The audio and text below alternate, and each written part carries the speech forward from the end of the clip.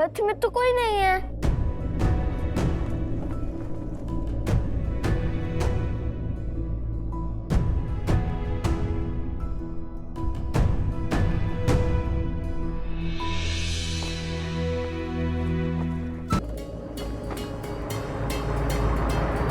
मिथिला नरेश की जय हो। मैं जानता हूं महाराज, आप श्री राम की बाट जो रहे थे, किंतु प्रभु की इच्छा कुछ और थी। वो शीघ्र ही यहाँ उपस्थित होंगे, किंतु अन्य मार्ग से। अरे वो देखो, महाराज जनक श्री राम अवश्य ही उनके साथ होंगे।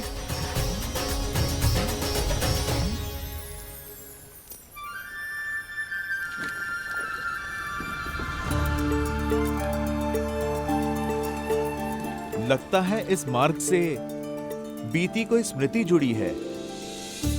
हाँ हनुमान, ये वही मार्ग है जहां से गुरु विश्वामित्र हमें अयोध्या से मिथिला लेकर आए थे।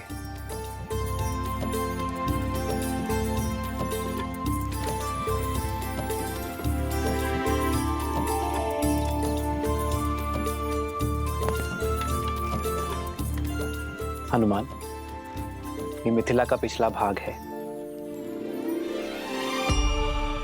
सदा धीर रहने वाले प्रभु तनिक अधीर लगते हैं।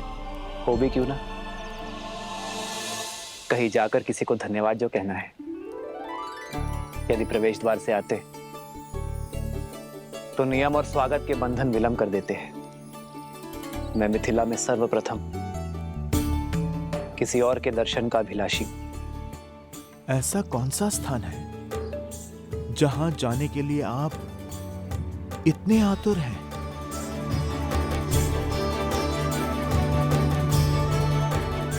आओ हनुमान।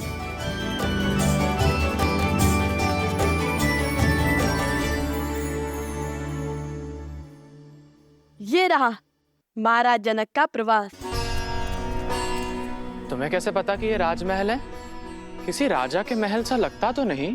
क्योंकि महाराज जनक, महाराज से पहले एक ज्ञानी और एक पंडित है, और ज्ञान के पुजारी सामान्य जीवन जीते हैं। और हमारी माता ने भी महल का यही वर्णन दिया था। लव और कुश को मिथिला ले जाओ। सारी मिथिला के सामने कहना कि वन देवी ही सीता है।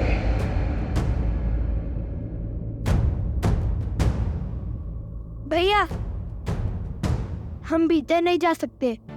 माता ने कहा था स्पर्धा से पहले महाराज से नहीं मिलना। अरे हाँ, स्पर्धा के बाद विजेता की भांति भेंट करेंगे हम महाराज जनक से।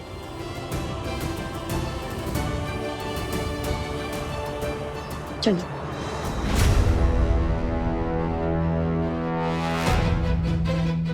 कौन हो तुम और हमें देखकर मुड़े क्यों?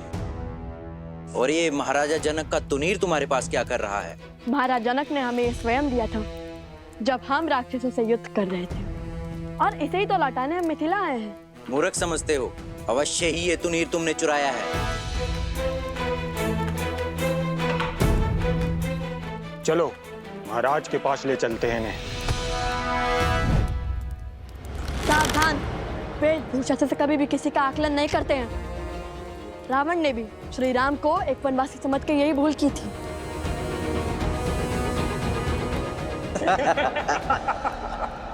भैया, माता का आदेश भूल गए? अब तुम्हें ज्ञात होगा कि माटी में स्नान किसे कहते हैं।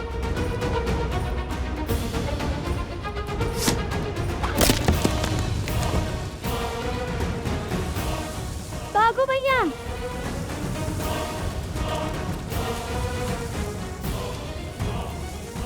पकड़ो उन्हें।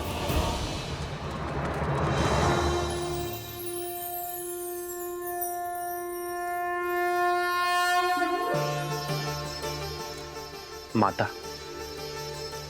मैं आपसे कुछ मांगने नहीं,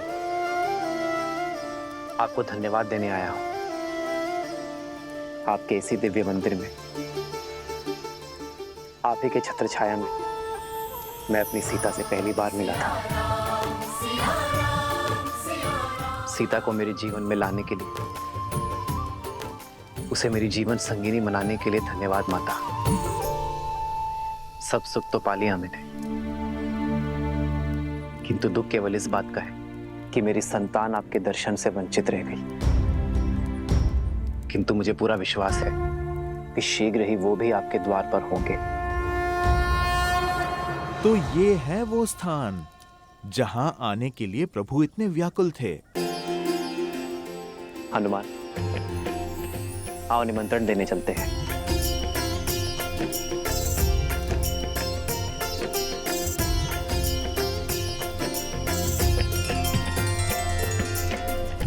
भैया,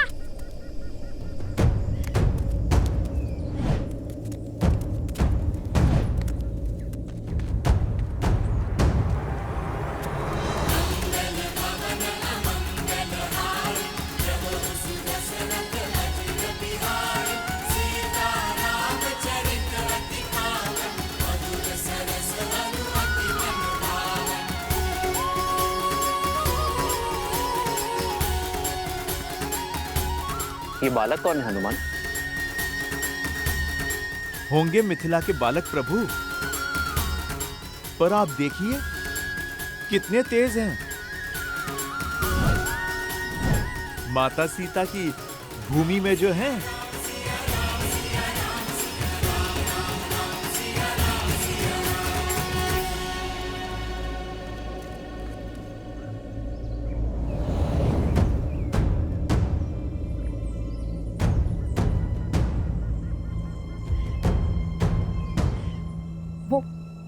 वो छिद्र बहुत ही छोटा है, हम उसके भीतर जाते हैं। वहां सैनिक प्रवेश नहीं कर सकते।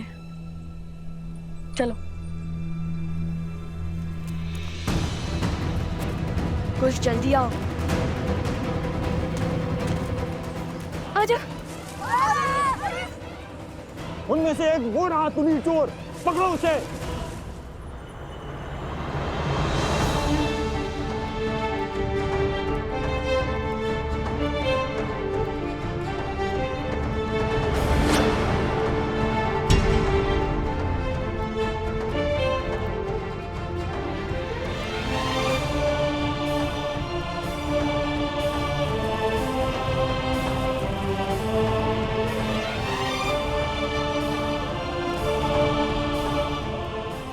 रहने दीजिए महाराज।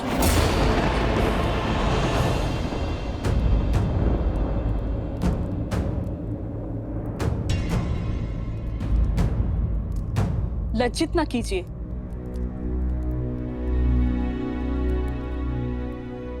मेरी धर्म पत्नी की चाची श्री हैं आप, मेरी माता समान, और अपनी माता का सम्मान करना पुत्र का कर्तव्य होता है। वो कर्तव्य, वो धर्म मिथिला के जब माता पुत्री सीता के पति का था।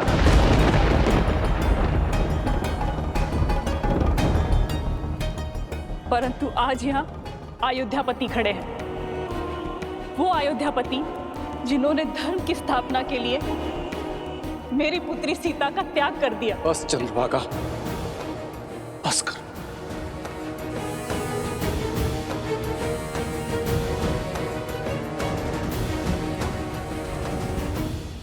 माता को मन की व्यथा कहने दीजिए महाराज। हृदय की पीड़ा को ना बताया तो वो घाव बन जाती है। कितने महान है ना आप, फिर से यहाँ महानता जताने का अवसर खोया नहीं आपने। हर दिशा में आपका गुणगान गूंजता है। हर कोई राम जैसा पुत्र और जमाता चाहता है, किंतु मेरा मन कहता है कि मिथिला की हर एक दीवार पर लिखवा दिया जाए कि अयोध्या में कोई अपनी पुत्री न बिहारे।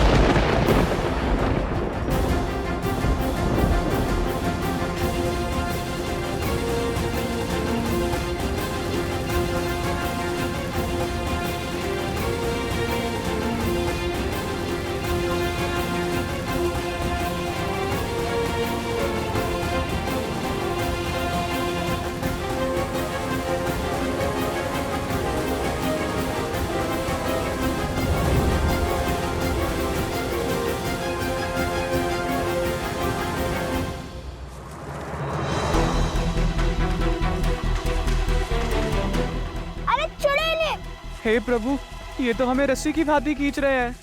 महादेव! सत्यमेषां कृणोति धर्मं यम आयु कृणोति। सत्यमेषां कृणोति धर्मं यम आयु कृणोति। भैया माना आप वहाँ क्यों हैं? किंतु समय और स्थिति देखकर तो श्लोक पढ़िए।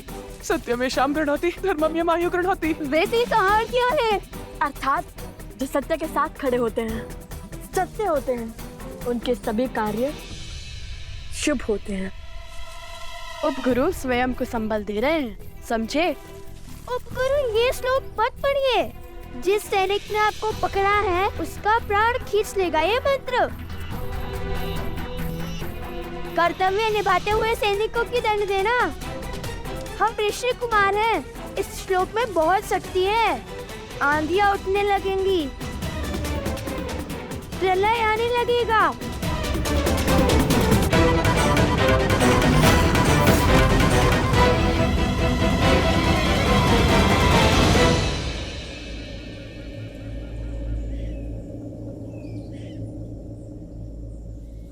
भैया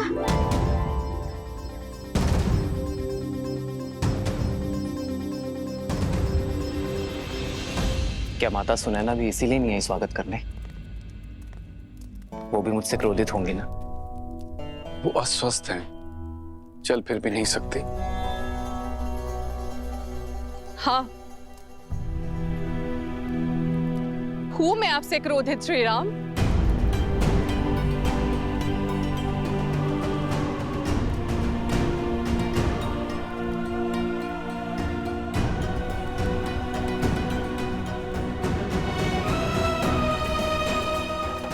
सुनैना,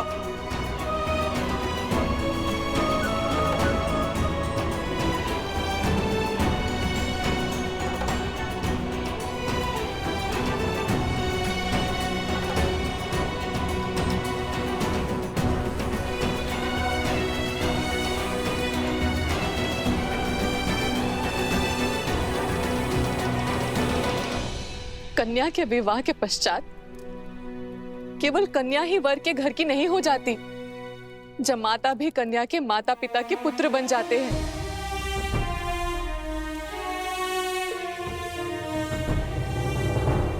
मैं जानती हूँ कि धर्म स्थापना के पद पर निकले पथिक को घर परिवार की सुध नहीं होती, किंतु इतने वर्षों में अब एक बार तो हमारे द्वार पर आते राम।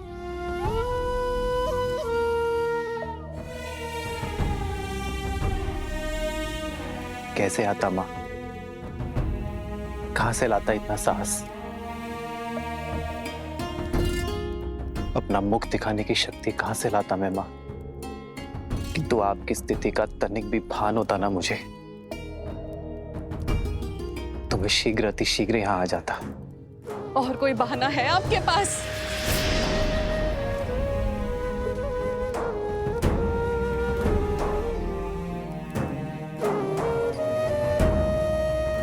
सीता और आपके विवाह के क्षण मुझे लगा था कि महादेव ने स्वयं आपको भेजा है, किंतु आपने मेरी पुत्री को त्याग कर मुझे अत्यंत दुख दिया है राम। और ये कतई महादेव की इच्छा नहीं हो सकती। बस करो सुनैना, बस करो। आपके पास अब भी कोई उत्तर नहीं है ना?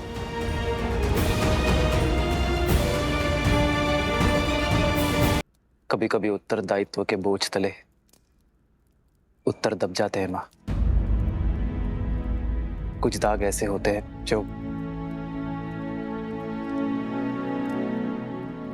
सदियों तक नहीं मिट पाते।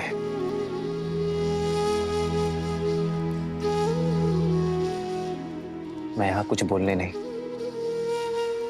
केवल सुनने आया हूं माँ।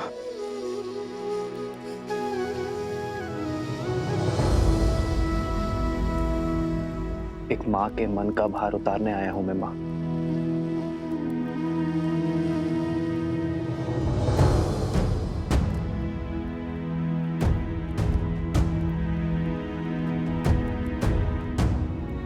ग्लानि और पीड़ा आपके नेत्रों में है राम। अपने सर पर और कितना बोझ लेंगे आप?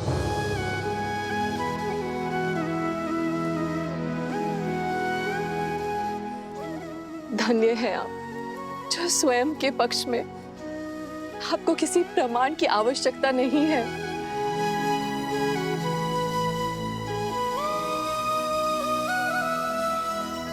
जिन्होंने शबरी के झूठे बेर खाकर संसार को भक्ति और आदर का उदाहरण दिया, अहिल्या को उद्धार किया,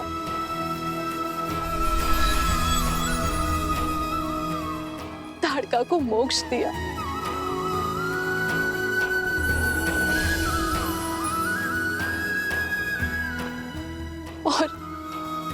और मेरी पुत्री के लिए समस्त राक्षस जाति का संहार किया। यदि वो मेरे द्वार पर आए और उनके आगमन पर मैंने आरती से उनका स्वागत नहीं किया, तो इस संसार में मुझसे बड़ी अभागन कोई नहीं होगी। मिथिला में आपका स्वागत है राम। मंगल भवन मंगल हारी, द्रवहु सुदशरथ अजर बिहारी।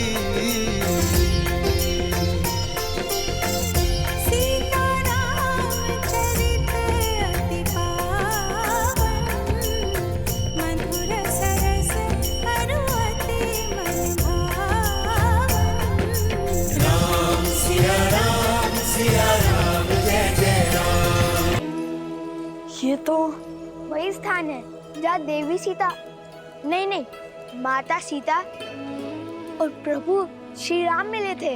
वो भी पहली बार।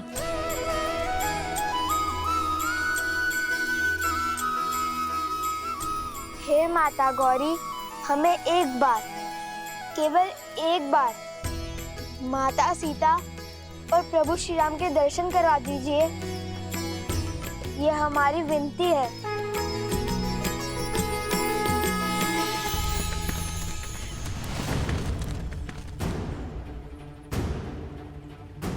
भैया, वो विनती करना भूल गया था। वो माता कहती है ना, नम्र शब्द के साथ स्वच्छ मन से जो मांगो मिलता है। तुम ना चलो अब।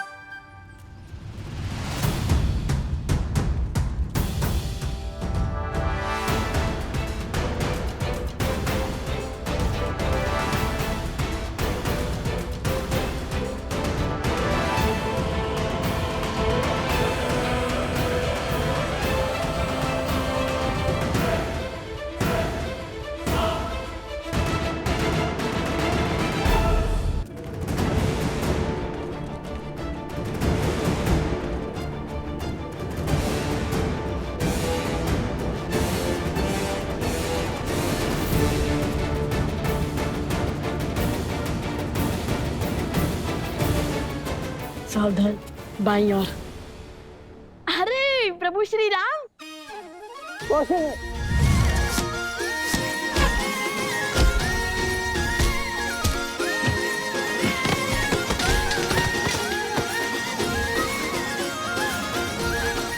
भागो भागो।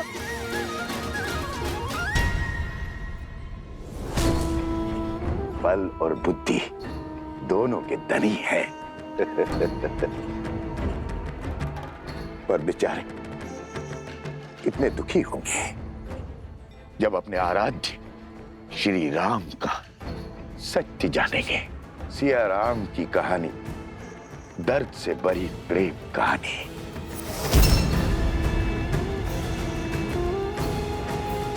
प्रेम कहानी। त्राहिमाम, त्राहिमाम। धन्य हो गया मैं महाराज जनक, जहां साक्षात भूमिजा माता अवृत थीं। उनकी धूल इस माथे पर लगाने का सौभाग्य मिला। तर गया महाराज ये हनुमान।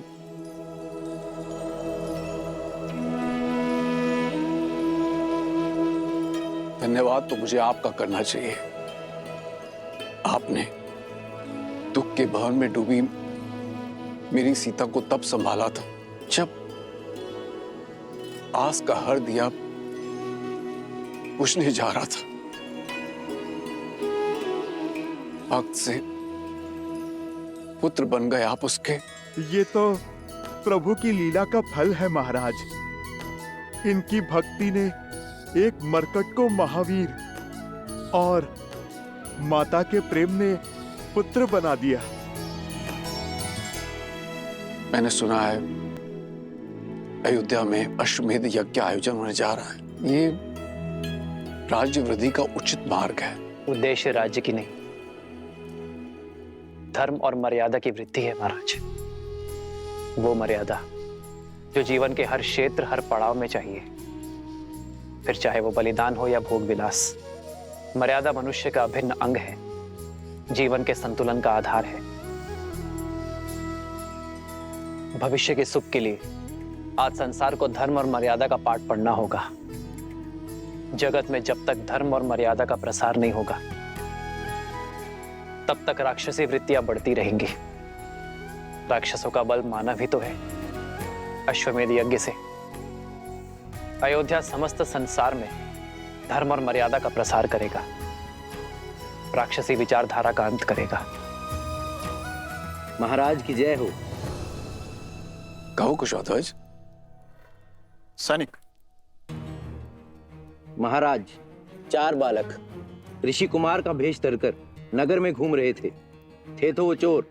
ये आपका तुनीर चुराकर भाग रहे थे। आपका तुनीर तो मिल गया है, शीघ्र ही सैनिक उन्हें भी खोज लाएंगे। ये कैसा अनर्थ कर दिया तुमने कुशध्वज। बालक चोर नहीं है, वीर है वो। ये तुनीर मैंने स्वयं उन्हें अपने हाथों से दिया है।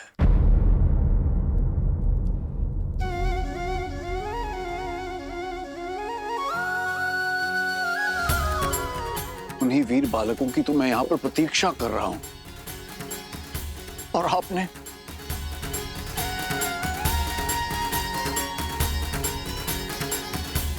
अपने सैनिक लेकर जाइए और उन बालकों को खोजकर सम्मान पूर्वक मेरे पास लेकर आइए। जो आज्ञा महाराज।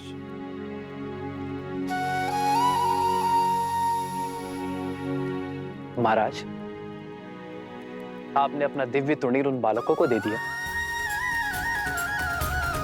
अवश्य ही अद्भुत होंगे वे।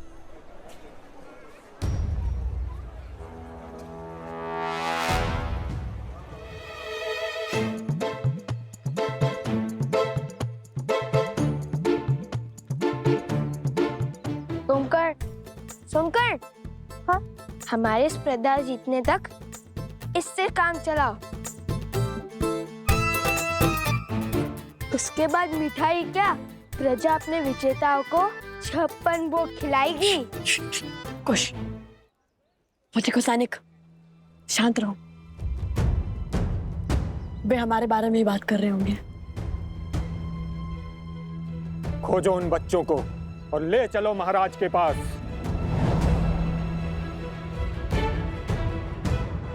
भैया, कहा था ना, तुनीर इतना साफ मत कीजिए। यदि मलिन होता तो किसी को कुछ पता नहीं चलता। अब क्या करें? लगता है पूरी सेना हमारे पीछे पड़ गई है। अब तक श्री राम से तो मिल ही लेते हम। अब ना स्पर्धा में भाग लिए बिना लौट सकते हैं, ना माता सीता श्री राम नाम के परिचय पत्र लिखवाए बिना।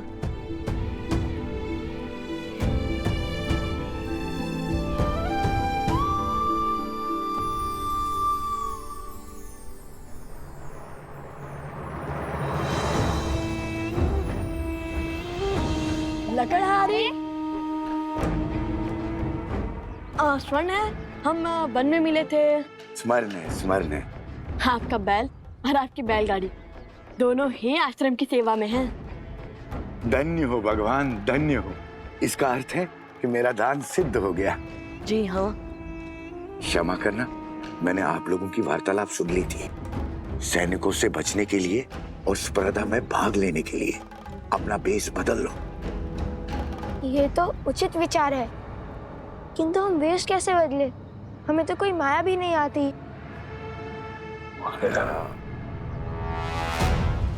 अरे देखो, वो रहे, पकड़ो उन्हें। भागो।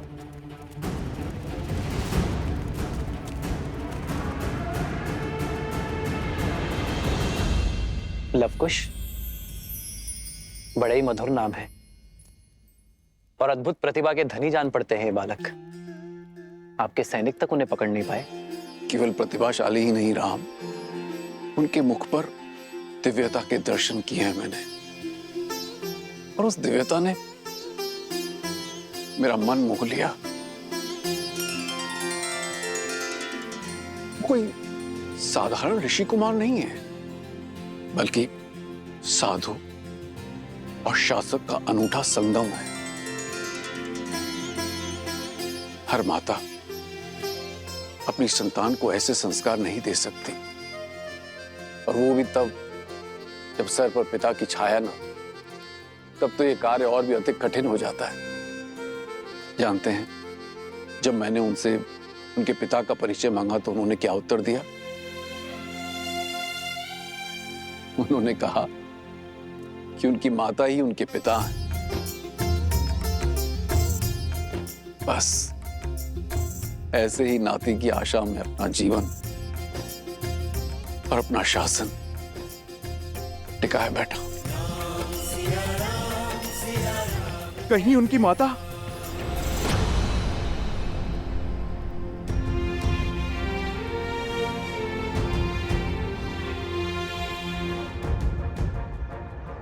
इतनी बड़ी स्पर्धा, इतने आगंतुकों का स्वागत, और ऊपर से ऋषि कुमार। नगर के कोने कोने में फैल जाओ, शीघ्र उन्हें पकड़ के महाराज के समस्त प्रस्तुत करना है, समझे? वो देखो, वो रहे, पकड़ो इन्हें।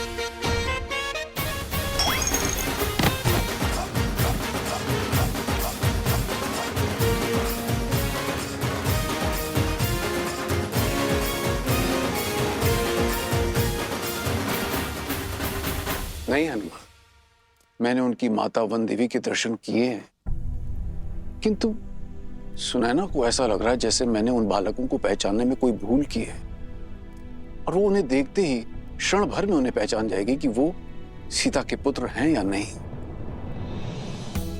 और इस स्पर्धा का आयोजन भी इसीलिए किया जा रहा है। मन भी विचित्र माया है। एक और कहता है कि सीता के विषय में कोई समाचार तक ना सुनो, तो दूसरी ओर जब किसी समाचार की आशा टूटती है तो मन भी टूट जाता है। महाराज, कृपया मेरे और सीता के तप को भंग मत कीजिए। इतने वर्षों से सीता से भिन्न रहकर जो मैंने पाया है, उसकी मर्यादा मत छीनिए महाराज। राजन, अपने पद की सीमा लांघ कर कुछ कहना चाहता हूं। इस स्थिति में अब आप दूसरा विवाह कर लीजिए। आने वाली नववधू को महाराज जनक और महारानी सुनैना अपनी पुत्री की भांति प्रेम मान सम्मान देंगे। कोई आपके विरुद्ध अपवाद नहीं करेगा। अश्वमेध यज्ञ के लिए निमंत्रण देने आया था गुरुवर, और अश्वमेध यज्ञ सपत्नी ही किया जाता है। जब आप अयोध्या पधारिएगा तो स्वयं मेरी पत्नी को देखिएगा।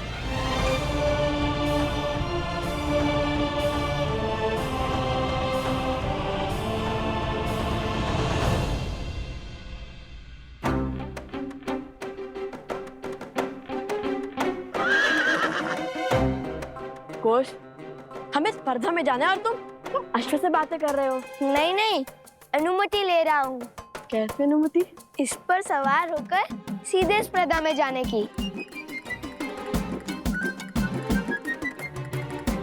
कौन है? कौन है वहां?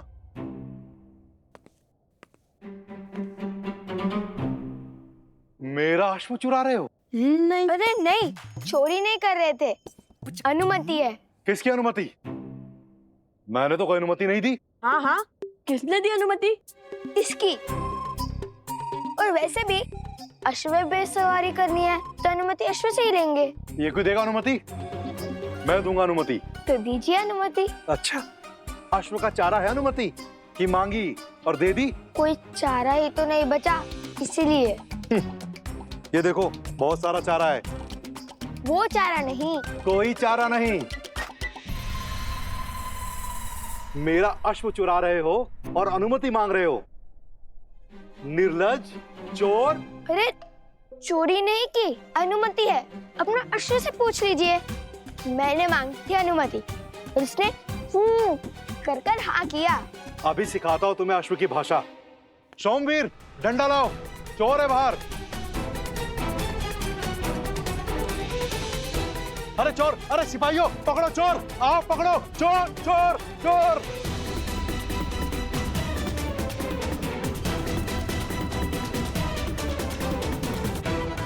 चोर, चोर, चोर, चोर, चोर, चोर। अश्वमेध की आहुति तो सपत्नी दी जाती है, अर्थात अब दूसरे विवाह के लिए सज है। अद्भुत श्री राम, अद्भुत।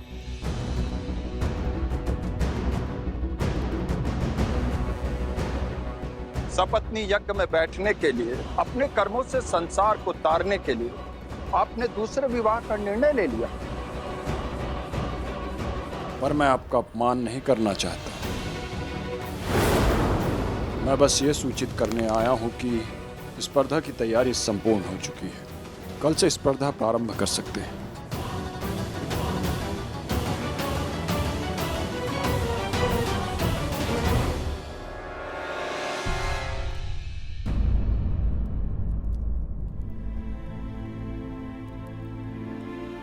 क्षमा चाहता हूं श्री राम।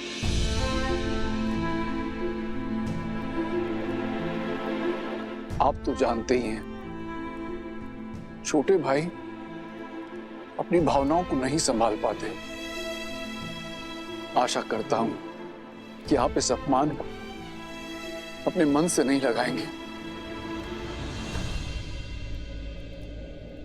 नहीं महाराज, मुझे उनके नेत्रों में, उनके शब्दों में अपमान नहीं, अपनी भतीजी की पीड़ा का दुख दिखा। उनका भाव समझता हूं मैं महाराज। मैं तो भाव विभोर हूं। ये देखकर कि सीता से कितना प्रेम करते हैं वो, उन्होंने मेरा अपमान नहीं किया है महाराज, केवल अपनी मन की पीड़ा को व्यक्त किया है। धन्य है आप श्री राम, धन्य है। वर्षों बाद मिथिला पधारे हैं। हमें आतिथ्य का अवसर दीजिए। आपसे एक विनती है, धनुर्धरों की जो प्रतिस्पर्धा होने जा रही है उसे देखकर ही प्रस्थान करें। श्री राम जैसे धनुर्धर सामने देखकर तो उससे प्रतियोगियों का मनोबल बढ़ेगा। अवश्य महाराज, उन वीर बालकों को मैं देखना चाहूंगा जिन्हें आपने अपना दिव्य तुनीर दे दिया।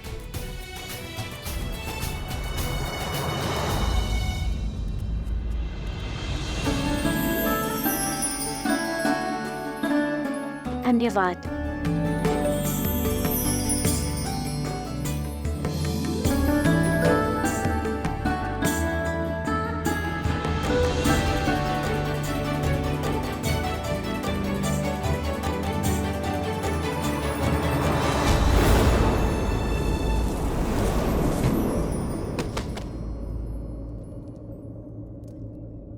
ये क्या? वरमाला के लिए फूल लिए थे, सारे बिखेर दिए।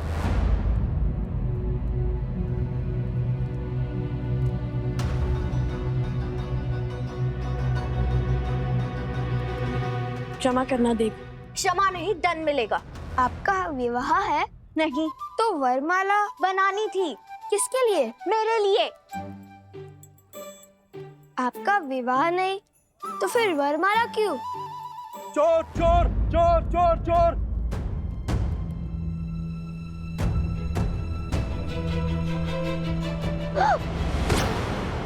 तुम चोर हो?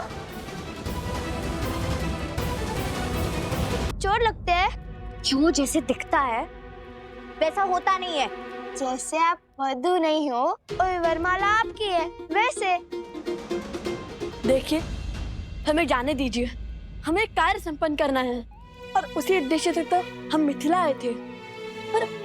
और ये सैनिक तो भ्रमित है। हमें जाने दीजिए। एक शर्त पर। हम आपकी सारी शर्त मानते हैं। छोड़ दीजिए। ये मेरी वरमाला। देखिए, ये मेरा वचन है। संध्या तक आपके लिए वरमाला लाऊंगा और वर भी। छोड़ दीजिए। सुनो, कृपा कीजिए देवी। हम श्री राम के भक्त हैं। प्राण जाए पर वचन न जाए। अरे वो रहे चोर। अरे सिपाहियों पकड़ो। सैनिक को पकड़ो, भागे जा रहा है। बड़ी विचित्र बालक है, पर राम भक्त। तो ये चिंता है आपको, कहीं लवकुश का सामर्थ्य उन्हें उद्दंडी और आविचारी न बना दे। हाँ ऋषिवर, जब व्यक्ति शक्तिशाली हो जाता है तो अनुचित पग पड़ने की संभावना होती ही है। और लवकुश के सर पर राज्य के साथ साथ धर्म का भार भी आने को है।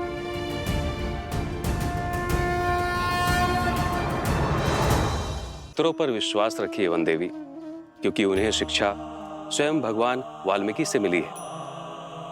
रही बात उद्दंडता की,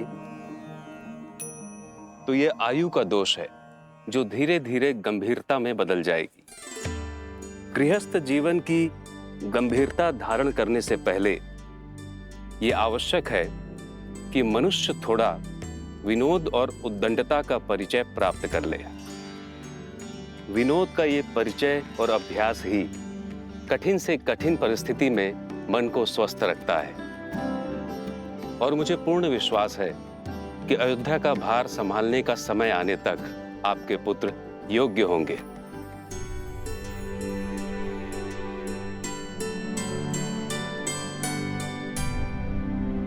ऋषिवर, क्या भगवान वाल्मीकि लवकुश को अयोध्या लेकर जाएंगे? यदि उन्हें स्वयं लवकुश को ले जाना होता और केवल राम परिवार को एक करना होता, तो इतने वर्षों तक आपको वनवास का दंश क्यों भोगने देते?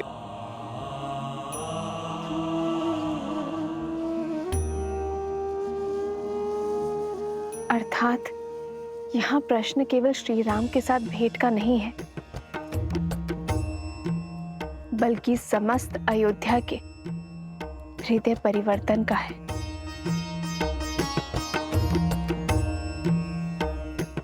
भगवान वाल्मीकि और उनकी शिक्षा पर विश्वास रखिए। वो लवकुश को बिना उचित ज्ञान दिए अयोध्या नहीं भेजेंगे। और अभी उचित ज्ञान प्राप्त करने का मार्ग है लवकुश का मिथिला प्रवास।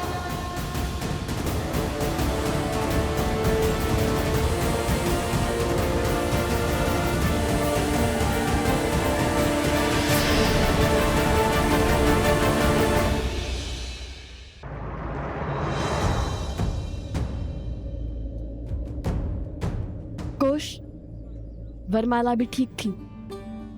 वर कहाँ से लाएंगे उन देवी के लिए? पता नहीं। फिर वचन क्यों दिया? करुण वचन नहीं देता तो माता को दिया वचन टूट जाता। मिथिला नरेश के समक्ष स्पर्धा से पहले ही चले जाते। अब क्या करें? कुश,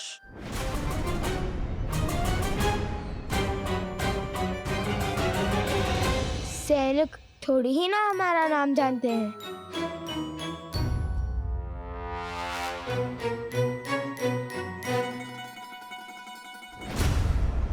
अच्छा, तो यहाँ छुपे बैठे हो।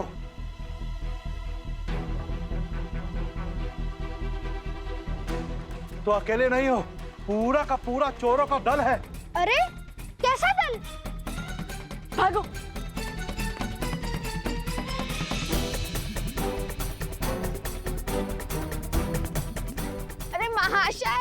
आप तो हमारे पीछे ही पड़ गए। कहा ना, मैंने आपका अश्व नहीं चुराया, मैंने आपके अश्व से अनुमति मांग ली थी।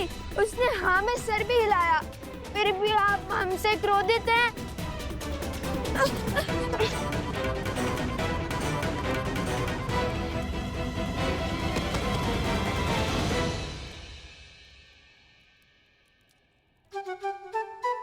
तुमने उचित नहीं किया कुश, किसी और की संपत्ति को बिना अनुमति के। भैया, अश्व का स्वामी भले ही व्यक्ति था, किंतु स्वयं अश्व भी तो स्वयं का स्वामी है। मैंने उससे पूछा था और उसने हाँ में सर भी हिलाया था। राजकुमारों को कब से अनुमति मांगनी पड़ी? क्या? अर्थात ऋषि कुमारों को। राजकुमार हो या ऋषि कुमार, अनुमति तो लेनी ही पड़ती है। अब तो सैनिकों के साथ उस अश्व के स्वामी से भी छुपना पड़ेगा। पूरा मिथिला पीछे पड़ गया हमारे। यदि पकड़े गए तो ना श्री राम से भेंट होगी और ना माता को दिया वचन पूरा होगा। हाँ, पकड़े गए तो अधिक बुरा होगा। पकड़े गए तो नहीं, पकड़े गए हो।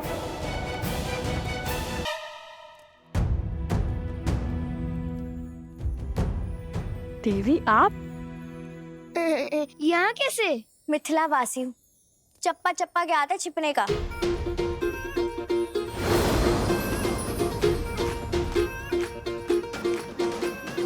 देखिए, ये मेरा वचन है, संध्या तक आपके लिए वरमाला लाऊंगा और वर भी। अरे कोई मुझे इस चप्पे से तो निकालो।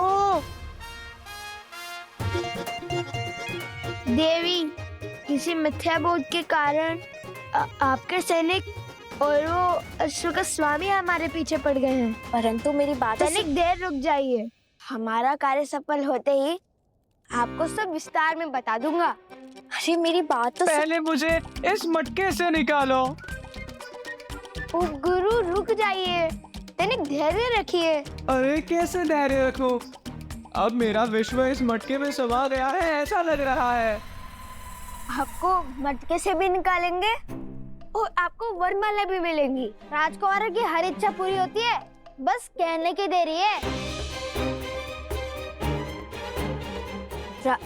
राजकुमार? ऋषि कुमार? अरे राजकुमार हो या ऋषि कुमार हो, कोई मुझे इससे निकालो। देवी, वरमाला दे देंगे, किंतु वर का थोड़ा कठिन है। मैं वरमाला भी पहनाऊंगा और वर भी बन जाऊंगा। कोई मुझे इससे तो निकालो। हमें आगे बढ़ना होगा। तुम्हें अपनी पड़ी है, पहले इन्हें निकालो। हाँ, प्रयास तो किया था, किंतु निकले नहीं। रुको।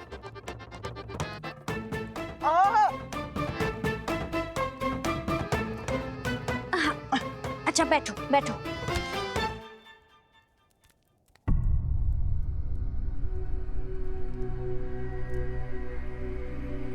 रुको।